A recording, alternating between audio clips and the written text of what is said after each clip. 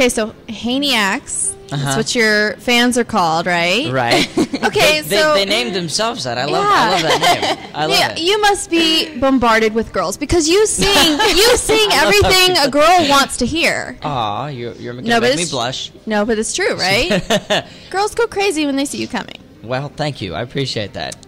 That's humbling. No, but I mean, is like what is the reaction when you're out? You know, when fans see you and that kind of thing. It's. Well, I have to say, Wanted has definitely changed everything for me. Right, Wanted. It is my first number one, and it was a multi-week number one. It's one of the most recognizable songs, I think, in our show. It was definitely the first song that really, it really impacted my lifestyle, if you will. It's the one that people started singing along to for real at the show. Every show we go to, that's the one song everybody knows, and it's funny to be known as that love song guy, but because that's one of the songs on the record that's just like it's an odd side of me that I kind of. I write a lot of love songs, but the slow and really really lovey songs. Anyway, it's funny, but it is definitely that song that everybody knows, has sung along to. It's got the stories with it. Like I had.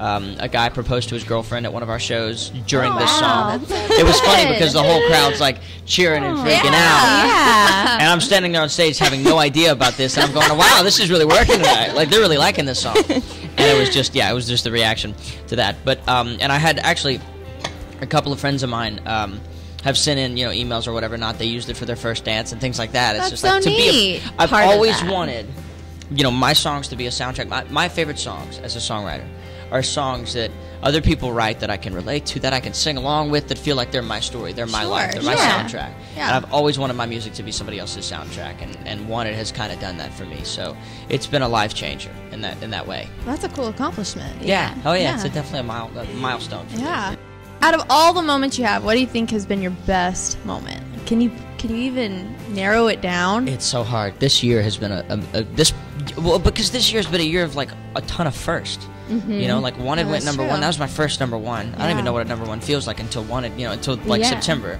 And it was right after my 21st birthday, so we timed it perfectly. You planned that. As if we could have planned that, right? But winning the CMA New Artist of the Year was a pretty big one for me. Because that's a pretty coveted award. Congratulations. Thank you. I've seen a lot of my favorite artists win that award, and to be sort of dubbed that person this year was a huge deal for me. And being nominated for 3 Grammys. I know. I was not expecting that at all. I wasn't expecting any of this stuff this year, but it's like. How did you celebrate? I just stayed up really late.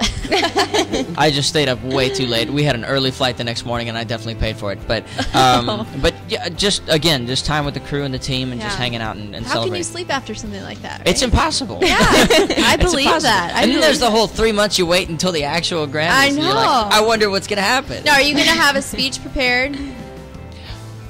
Tough question. It's tough because my instinct would be, hey, learn from history, right?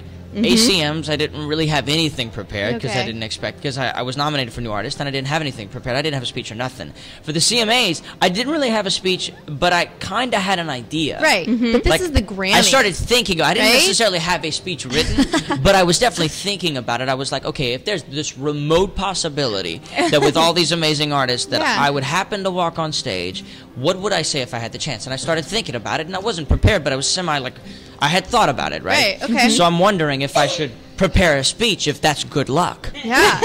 Or if I should just have an idea. Or if I should not, and not jinx it. You know what I mean? Like, this is a tricky situation. This is a tricky situation. I know. I will take every bit of advice you guys have for me at this point. Well, I mean, we'll be cheering you on for sure. I appreciate that. I know you've got a lot of fans here. We'll be cheering you on. So I can use all the help. Whether you have a speech or not, I'm gonna think about it. Okay, think about that. Let us know what you think.